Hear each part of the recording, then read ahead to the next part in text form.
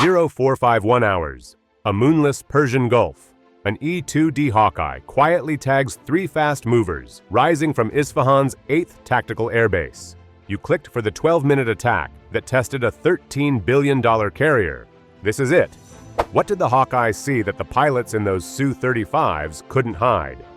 In the next moments, radio silence meets Link 16. The countdown starts to 6 KH-31A supersonic shots. Stay with me.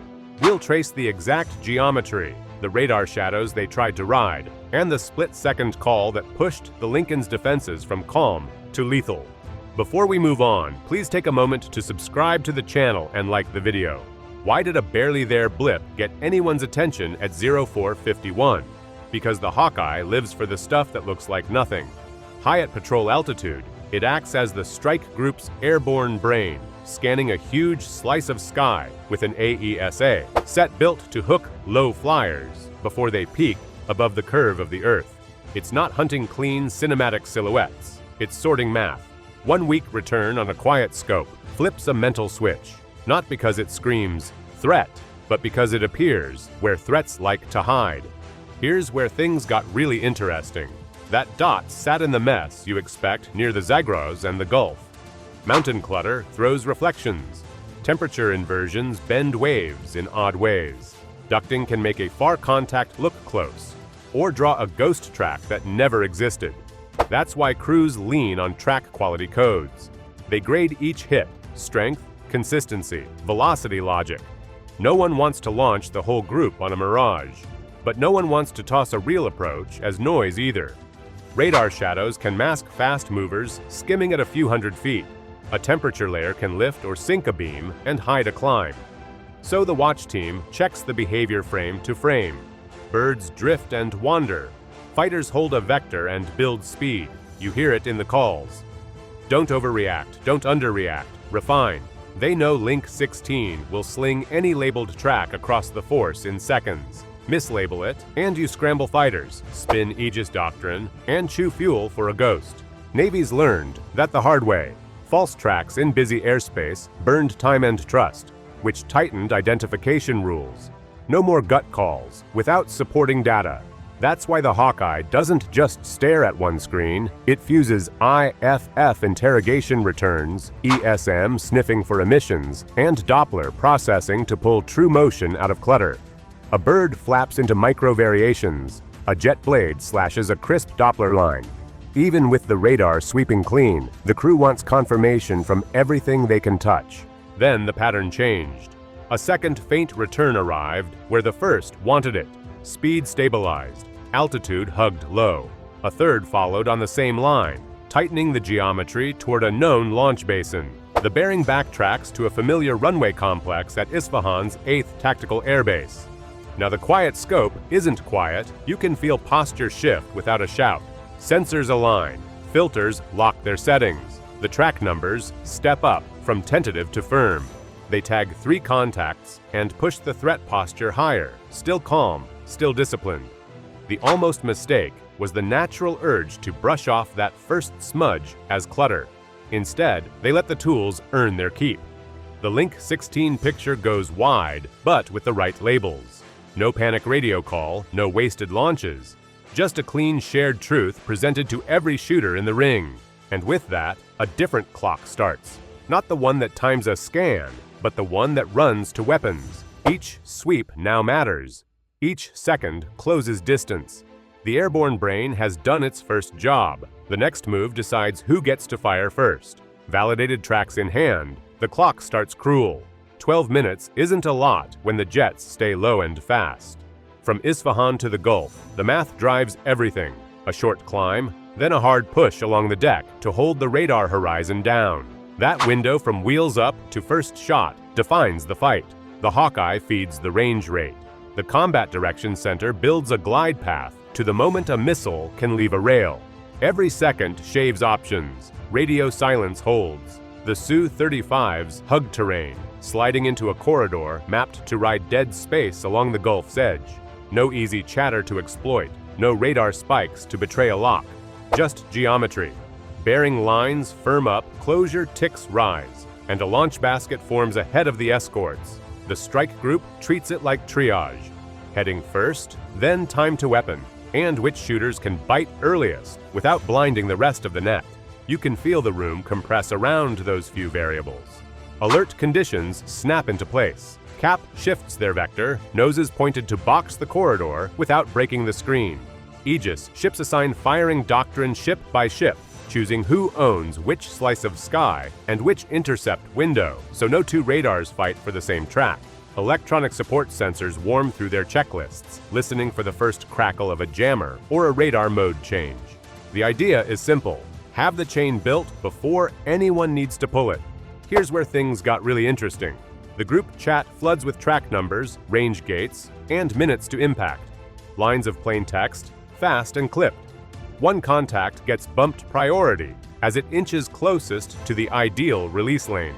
Another holds a weirder speed curve, flagged for a second look. No speeches, no drama, just numbers that decide who moves first and who holds fire. The attackers lean on training they trust. Low-level ingress to stay under the look-down, ECM on standby to smear returns, synchronized shots meant to split attention and drain magazines. It's a playbook updated for modern sensors, but the bones are familiar.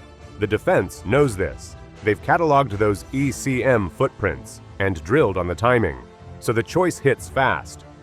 Do you ration missiles and risk a leaker, or buy certainty now and argue cost later? The call lands. Engage early with long-range interceptors, press the timeline outward, and keep a second layer tight.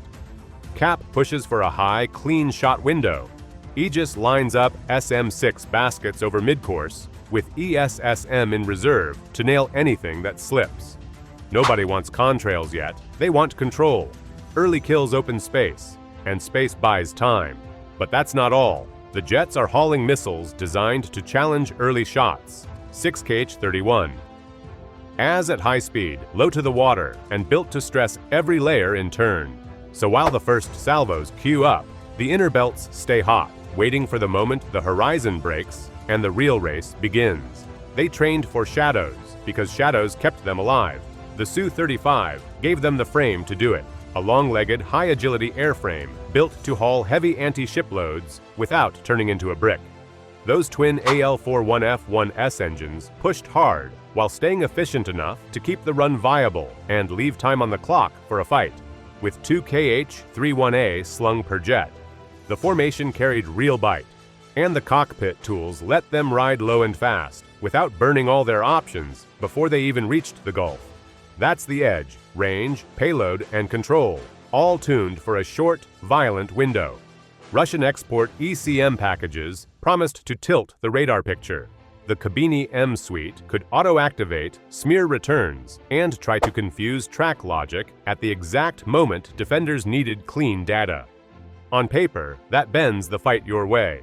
In practice, legacy quirks in how those jammers behave under certain modes can leak through, especially against fleets that study them like a language. When the noise sits where it always sits, adaptive filters learn to ignore it, and a ghost becomes background hum. So the pilots leaned into tactics that cut their signature even more. Beam maneuvers to shrink closure on hostile radars. Radar off ingress to stay passive and deny an easy lock history. Passive targeting when possible, letting other sensors carry the search burden. And terrain masking toward Gulf launch baskets, using every fold and shimmer to shorten the radar line of sight. The approach corridor wasn't random. It was a map of dead space, stitched together by training, fuel math, and the time it takes to raise a missile to a clean shot. Their regimen emphasized clockwork, coordinated timing drills to ripple 6 anti-ship missiles within seconds across the formation. One hand signal, one mark, and 6 KH-31A leave rails so close together, the defense has to fight all layers at once. That's doctrine shaped for saturation, and they believed the surprise plus speed would do the heavy lifting. But here's where things got really interesting. US networks had spent years cataloging common ECM footprints. The Kabini M's habits, its frequencies, its on-off rhythm, its amplitude tricks, sat in libraries. Pattern recognition at fleet scale meant the jammers didn't feel exotic. They felt familiar. Down low, energy management ruled. Speed fights drag. Drag drinks fuel. fuel cap's range, and cap's choices. You need enough smash to reach the basket, enough gas to stabilize for launch geometry, and still leave margin to defend once the missiles are gone. That's why 12 minutes mattered. You trade altitude for stealth, then guard your speed so the window doesn't slip by while you're still wrestling the horizon into place. The pilots needed a clean radar horizon and a stable shot window. The defenders only had to nudge that timing out of sync, break the rhythm, and the salvo loses its edge. The irony is hard to miss. The discipline that kept the Su-35s covert, strict altitudes, narrow lanes, synced clocks, forced them through a corridor precise enough for the Hawkeye to exploit and hold. Now they reach for the reason they came, the payload with the speed to cash the plan, the KH-31A. 6 shots land harder than 6 turns because the clock collapses. A ripple forces every console to light at once, every firing channel to commit, and every operator to choose now, not next. A single inbound lets you choreograph. 6 erase comfort. That's why the ripple is the point. Not more steel, more pressure. And with KH-31A, pressure arrives fast. The profile is built to eat distance. A solid booster kicks the missile off the rail and drives it through the thick air to around Mach 1.8. Then the ramjet takes over and keeps pushing to Mach 3.5 while the missile drops to sea-skimming height, about 50 feet above the water. Down there, the radar horizon shrinks. Sensors see late. Tracks mature slower. And the jet-black math behind detection windows turns cruel. The missile doesn't care. It just holds speed and keeps closing. Mach 3.5 at wave-top height compresses human reaction to seconds. Controllers know it. Watchstanders know it. Every added mile per hour shaves another look from the radar plan. That's why seeker behavior matters. The KH-31A carries active radar terminal homing, switching on late to lock a target and ride the return. Some models can re-attack if they miss, and even the hint of that logic forces defenders to stack more shots and keep tracks monitored after a kill claim. Now your magazines thin out even faster. Salvo math rules the day. One leaker can mission kill a ship without sinking it, a radar face shattered, a flight deck scorched. So defenders stack interceptors in pairs, or more per inbound, knowing you pay in dollars now to avoid paying in lives and combat power later. It's expensive. It's also non-negotiable when each missile closes a football field in a blink. Run the clock. Launch minus 6 minutes, the ripple is off the rails. At roughly 75 nautical miles, they're in mid-course, steady and fast, still low, still hard to see. At 20 nautical miles, the terminal phase starts and the weaving begins. High G jinks designed to break track files and spoil guidance. Inside that ring, timelines stop being comfortable theory. They become the last few frames on a scope that's bleeding range. In combat information centers, you see it on the glass. Range rings melt inward. Numbers that felt abstract now tick like a metronome with a grudge. Voices stay flat but quick. Updates cut down to verbs and coordinates. The air wing calls commit. Aegis ships call shot. Nobody blinks at the price tag anymore. The defense becomes a layer cake, whether anyone likes it or not. First wave. Long-range interceptors thrown early to thin the pack and force seekers to die before they wake. Second wave. Medium-range shots cued by cooperative tracks, ready to catch anything that survived the top cut. Last wave. Point defense that doesn't ask permission, only range and angle. If 2 layers whiff, the third cannot. So the group commits in depth. 2 interceptors per threat at range, more weighting down the chain, accepting high costs to zero out the leaker risk. That choice buys certainty. It also burns inventory. But with a carrier on the line, that trade lands as policy, not debate. Authority flips from planning to execution. Words give way to launches. Aegis and the air wing take the first swings as the sea-level horizon finally coughs up targets that won't wait. Can a network beat physics when seconds are all that's left? That's the bet the strike group makes as the firing sequence snaps into motion. Long range first, SM-6 shots reach for mid-course tracks before the seekers wake. CAP Hornets push out with AIM-120D to clean anything the ships can't catch. The close ring waits with ESSM, armed and queued for the final meters. Every layer has a job. Every track gets an owner. No overlap, no gaps, no guesses. The first intercepts must be clean. A single guidance glitch can open a crack, and a crack can become saturation in a blink. So timing matters more than volume. At roughly 72 nautical miles, SM-6 pairs leave two Aegis decks almost together, lofting high to grab the best geometry. Cooperative engagement data stitches the radar picture tight, handing off guidance in flight so the shooters don't need their own clean views. The missiles arc to altitude, noses down, and dive through the computed meet points at speed. Here's where things got really interesting. One inbound throws a brutal turn and slips the top cut. Another intercept stumbles when a guidance channel hiccups for a beat and loses the thread. That tiny delay pushes responsibility down the stack. A backup ESSM battery now owns the last intercept window. It's not optional, it's the plan. The console voice stays flat, the authorization flips, and the rails answer. While the shots fly, the cost meter runs loud in the background. Millions burn in minutes to keep a $13 billion carrier and its crew out of harm's way. 12 SM-6 to pair each threat. ESSM ready to double tap the survivors. No one likes the price tag, but no one debates it in the moment. The doctrine is clear. Buy certainty when the alternative is a flight deck offline and a strike group blind. The ECM duel never stops. Export jammers try to smear the returns and drag the track files off center. But the waveforms aren't strangers to the fleet. Pre-mapped signatures let adaptive filters clamp down and hold lock even as the noise shifts. The network keeps the track numbers stable, and the intercept baskets stay valid long enough to matter. 5 missiles blink off the board fast. Mid-course kills clean the lane, and the cap's AM-ROMs squeeze the timing even tighter.